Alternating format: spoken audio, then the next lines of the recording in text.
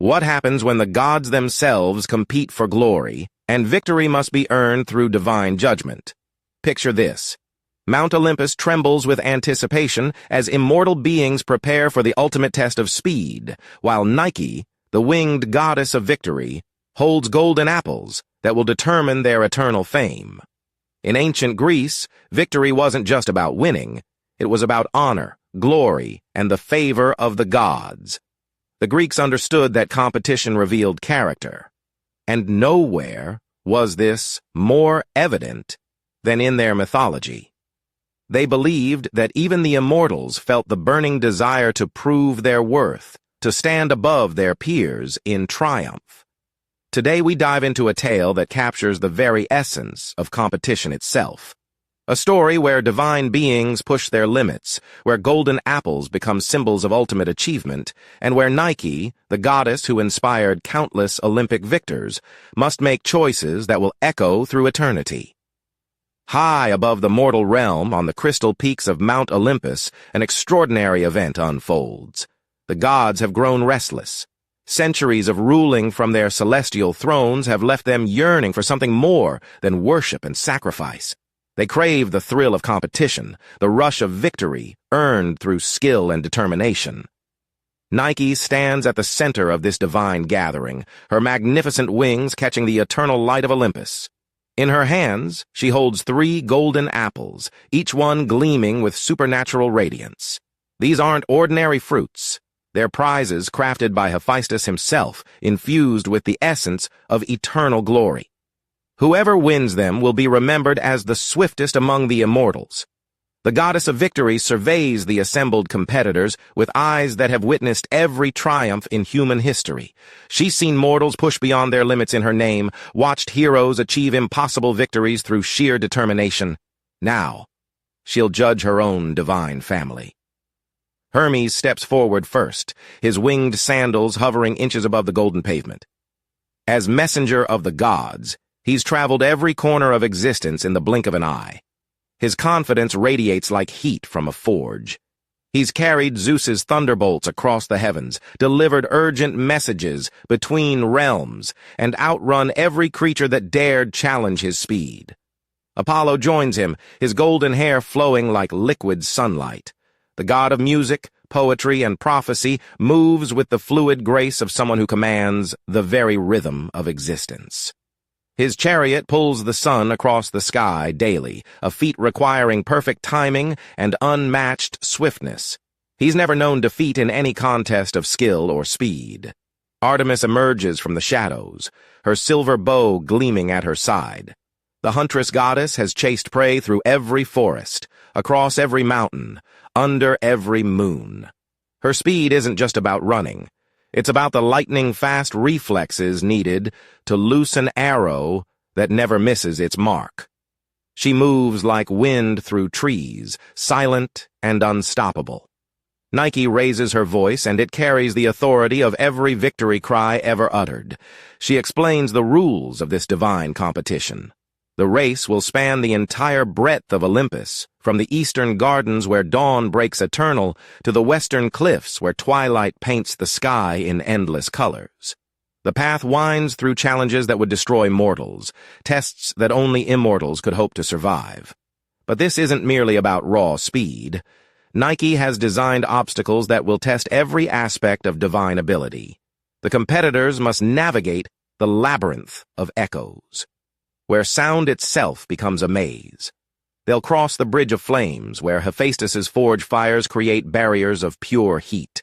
Finally, they'll ascend the spiral of winds, where the very air fights against forward motion. As the goddess of victory, Nike understands that true triumph comes from overcoming not just opponents, but the limitations within oneself. These golden apples represent more than prizes. They symbolize the eternal human drive to excel, to push beyond what seems possible, to achieve glory that transcends mortality. The competitors take their positions at the starting line, a strip of marble that gleams like captured starlight. Hermes flexes his legs, feeling the familiar surge of divine energy flowing through his muscles. Apollo closes his eyes, synchronizing his breathing with the cosmic rhythms he knows so well. Artemis crouches low, every sense alert, reading the wind patterns and terrain like an ancient text. Nike spreads her wings wide, casting shadows across the assembled crowd of watching gods. Zeus himself has paused his eternal vigilance to witness this moment. Athena leans forward with scholarly interest, analyzing each competitor's stance and strategy. Even Hades has emerged from the underworld, curious to see which of his divine relatives will claim victory. The starting signal isn't a sound, but a feeling. Nike releases a pulse of pure competitive energy that ignites every immortal heart present. The racers explode forward with power that shakes the very foundations of reality. Hermes takes an early lead, his winged sandals carrying him forward in great bounding leaps. But Apollo matches his pace, running with the steady rhythm of celestial mechanics. Artemis follows a different strategy, using her hunter's instincts to find the most efficient path through the course's initial obstacles.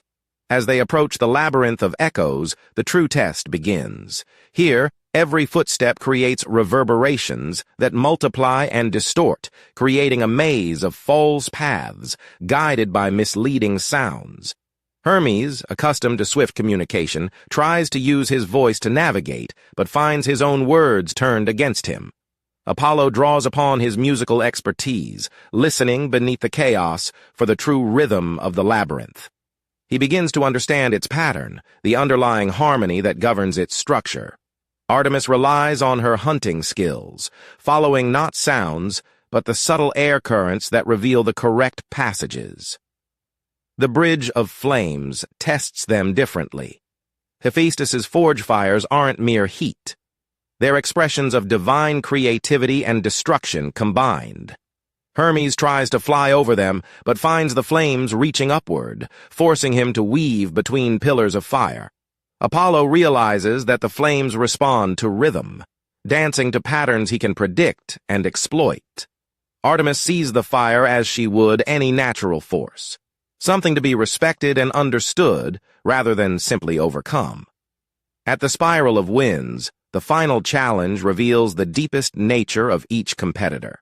The air itself becomes an opponent, pushing back against forward progress with increasing intensity. Hermes, used to cutting through any medium, finds his usual techniques failing. Apollo discovers that even divine strength has limits when facing the concentrated power of atmospheric resistance. Artemis, however, remembers every hunt where patience and persistence overcame superior force.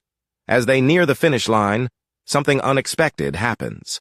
The three competitors find themselves running side by side, each having overcome the obstacles through different approaches, each demonstrating unique aspects of divine excellence. Nike watches from the finish line, the golden apples glowing brighter as the moment of judgment approaches. In this climactic moment, Nike makes a decision that surprises everyone, including herself. Rather than declaring a single winner, she recognizes that true victory lies not in defeating others, but in achieving one's personal best while inspiring others to do the same. She awards the golden apples not to the fastest, but to each competitor for demonstrating different aspects of excellence. Hermes receives recognition for innovation and adaptability. Apollo gains honor for understanding and harmony. Artemis earns praise for patience and wisdom. This divine foot race becomes more than competition. It transforms into a celebration of the different paths to achievement, the various ways that victory can be earned and shared. Nike's judgment teaches that the greatest triumphs often come not from standing alone at the top, but from lifting others up alongside ourselves.